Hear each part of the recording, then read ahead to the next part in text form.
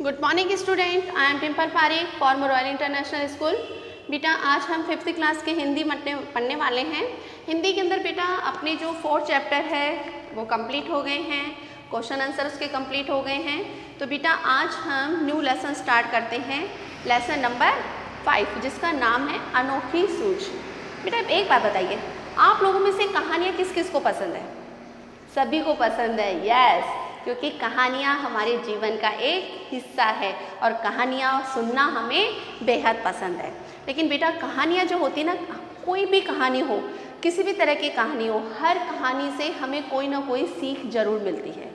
अर्थात कोई ना कोई हमें मॉरल उसका अवश्य मिलता है ना, कोई ना कोई शिक्षा मिलती है हमें कि जब कहानियाँ हम सुनते हैं तो किसी न किसी प्रकार का सुझाव या शिक्षा हमें प्राप्त होती है। तो बेटा आज जो ये आपका लेसन है ना, तो बड़ा इंटरेस्टिंग लेसन है और आपके लिए खुशी वाली बात है कि ये लेसन जो है वह कहानी है। ये कहानी है जिसमें जब प्राचीन काल के अंदर जब देवता और दानव थे, उन देवता दानवों के बीच में किसी बात को लेकर कहासुनी हो गई थी। वो बात क्या थी और किस तरह से देवता और दानव ने उस बात का सॉल्यूशन निकाला, तो आज अपन ये कहानी पढ़ते हैं। बड़ा इंटरेस्ट आएगा आपको ना, सामने होते तौर पे ज़्यादा इंटरेस्ट आता। चलिए कोई ना, देखते हैं। पुराने ज़माने की बात है, पुराने यानी कि बहुत पुरानी बात है ये, जिस समय देवता और दानव इस धरती पर रहा करते थे। उन दिनों देवता और दानव में युद्ध होता रहता था। देवता कौन है? भगवान है ना, ईश्वर। जैसे आपके इंद्र है, आपके वर्षा का देवता है, या और भी बहुत सारे जो कुबेर हैं, ये विष्णु हैं, जो कोई भी है ये सारे क्या है? देवता हैं। और दानव कौन है? दानव होते हैं राक्षस, है ना। तो वो उन दोनों के बीच में हमेशा किसी न किसी बात को लेकर क्या होता रहता था? आपस में युद्ध होता रहता था। दोनों पक्ष मिलकर एक बार प्रजापति के पास में गए। किसके पास में गए? प्रजापति के पास में गए और वहाँ जाकर बोले, क्योंकि प्रजापति जो था वह उस देवता और दानवों का क्या था? सर्वश्रेष्ठ अधिकारी था। तो वहाँ जाकर उन्होंने बोला, क्या बोला? हम दोनों ही आपकी संतान हैं, बताइए हम दोनों में से बुद्धिमान कौन है या किसकी बुद्धि बड़ी है? कि देवता और दानव दोनों गए और दोनों के बीच में हमेशा किसी न किसी बात पर क्या होता रहता था? युद्ध होता रहता था। एक बार देवता और दानव किसके पास में गए? प्रजापति के पास में गए और क्या बोला कि हम दोनों ही क्या हैं? आपकी संतान हैं। तो आप क्या करें? आप हमें बताइए कि बुद्धि में कौन बड़ा है? देवता बड़े हैं या फिर दानव बड़े हैं? बेटा प्रजापति कौन होता है पता आपको? प्रजापति है ब्रह्मा। ब्रह्मा जिसने इस पूरी सृष्टि की रचना करी है और हमारे पिता माने जाते हैं, सृष्टि के रचयिता जो माने जाते हैं वह माने जाते हैं ब्रह्मा। तो उनके लिए तो देवता भी वही हैं और दानव भी वही हैं, दोनों वही हैं। तो उसके बारे में बोल रहे हैं वो। तो अब बड़ा टेढ़ा प्रश्न था। अब वो ब्रह्मा जी ने सोचा, मैं अगर दानवों को बड़ा कहूँगा तो देवता नाराज हो जाएंगे, देवता को बड़ा कहूँगा तो दानव हो जाएंगे, नाराज हो जाएंगे। मेरे लिए तो दोनों ही क्या है? सम्मान है। पेरेंट्स के लिए दोनों बच्चे क्या होते हैं? सम्मान होते हैं ना। तो उसी प्रकार से ब्रह्मा जी के लिए भी देवता और दानव दोनों क्या थे? एक समान थे। कुछ सोच कर बोले, इसका उत्तर मैं कल दूंगा, आप दोनों ही कल मेरे यहाँ भोजन पर आमंत्रित है। भोजन के बाद बताऊंगा कि कौन बुद्धि में श्रेष्ठ है। अब उन्होंने क्या कहा? अब उन्होंने लगा कि अब मैं अभी बता दूंगा तो झगड़ा हो जाएगा, दोनों में से कोई ना किसी का भी पक्ष लूँगा, वही नाराज हो जाएगा। तो बोले पहले इन दोनों की बुद्धि की क्या लेनी चाहिए? मेरे को एग्ज़ाम लेना चाहिए, दोनों की बुद्धि की परीक्षा लेनी चाहिए। तो उन्होंने क्या कहा कि तुम दोनों अभी तो क्या करो, अपने अपने घर को जाओ और कल आना। और कल कहाँ पे आना? मेरे घर पे आना। तुम्हें मेरे घर पे आकर क्या करना है? भोजन, अर्थात खाने के लिए उन दोनों को क्या करा? उन्होंने निमंत्रण दिया, खाने के लिए उनको बुलाया। यही बात उन्होंने देवताओं से भी कही। किससे कही? देवताओं से भी यही बात कही और दानवों से यही बात कही कि दोनों क्या कल क्या करना? मेरे घर पे खाने पर आना। प्रजापति की बात सुनकर दोनों परेशान हो गए, वे एक दूसरे का मुँह ताकने लगे। अब क्या वो उनको बोले कि हम तो पूछने आए थे कि भाई हम दोनों में से बड़ा कौन है, बल्कि ये लोग बता नहीं रहे और बल्कि ये और बोल रहे हैं कि कल मेरे घर पे खाना खाने आना, कल बताऊंगा। तो दोनों एक दूसरे को देखने लगे। तो चलो कोई ना, समस्या थी खाए तो खाए कैसे।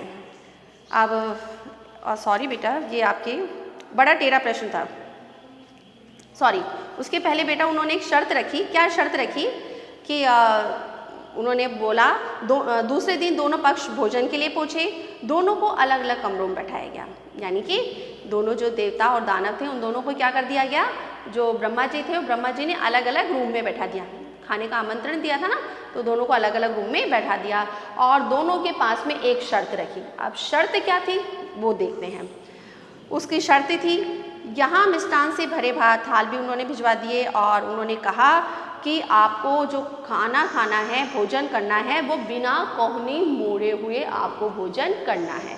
अर्थात खाना खाते समय आपको क्या नहीं मोड़नी, अपनी कोहनी नहीं मोड़नी। ये कोहनी होती है ना, इसको आपको नहीं मोड़ना। अब देखिए, अब बिना कोहनी मोड़े कैसे खाना खाया जा सकता है, कैसे खाएंगे? आप खाना खाएंगे तो ये चीज़ मुड़ेगी नहीं मुड़ेगी? मुड़ेगी ना। आप वो बोलते हैं कि ये चीज़ मुड़नी नहीं चाहिए, शर्त ये है।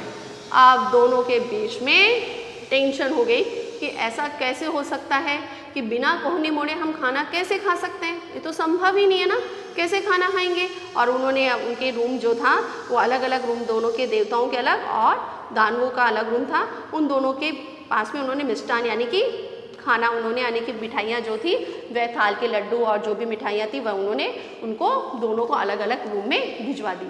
लेकिन शर्त बड़ी टिपिकल थी। अब क्या उसके बाद में क्या होता है देखिए।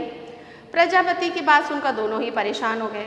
वे एक दूसरे का मुंह ताकने लगे, अर्थात दोनों एक दूसरे को देखने लगे कि अब करे तो करे क्या।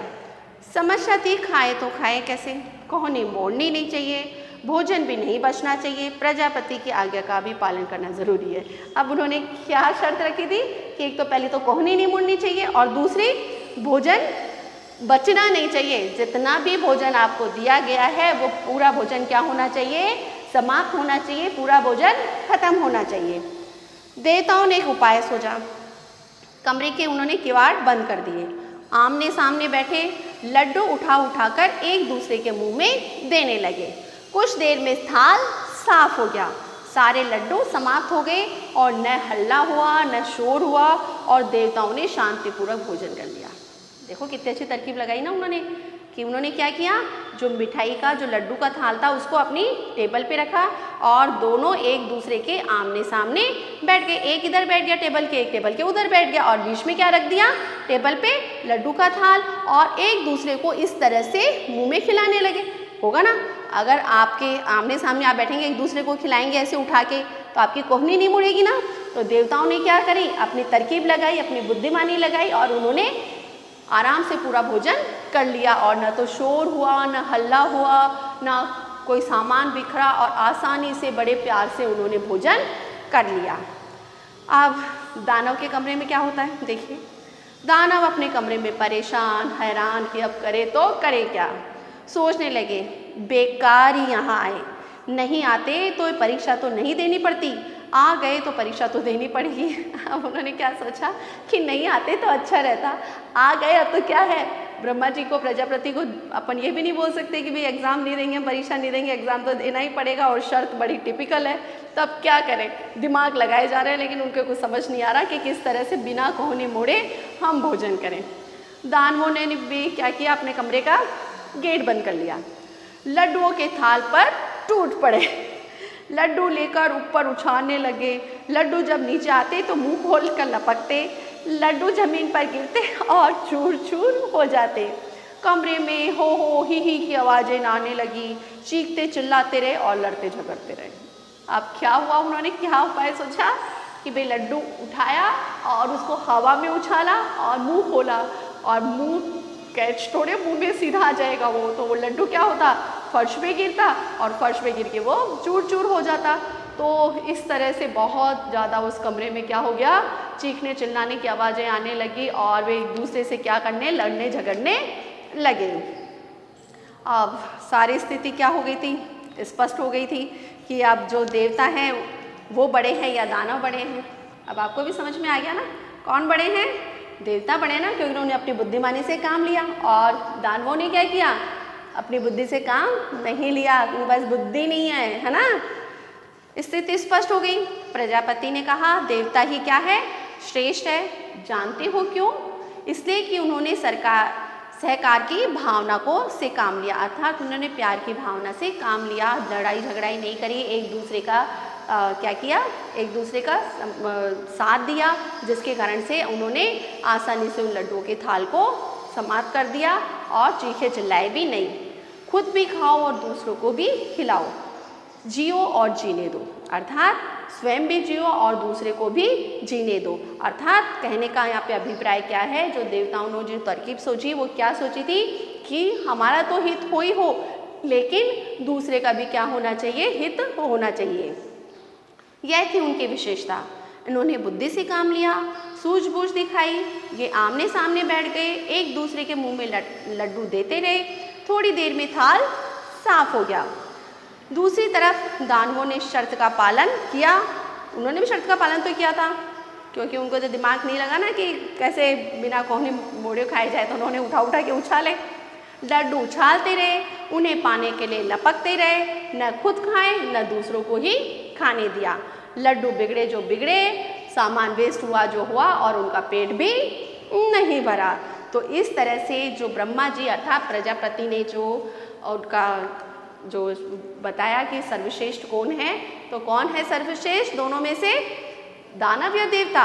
देवता सर्वश्रेष्ठ है ना। तो उन्होंने कहा कि आप दोनों में से कोई सर्वश्रेष्ठ है, बुद्धिमान है, तो वो कौन है, देवता। ओके बेटा, अच्छी कहानी थी ना, प्यारी कहानी थी। अब बेटा इसके जो क्वेश्चन आंसर है वो क्वेश्चन आंसर मैं आपको नेक्स्ट वाले वीडियो में कराऊंगी।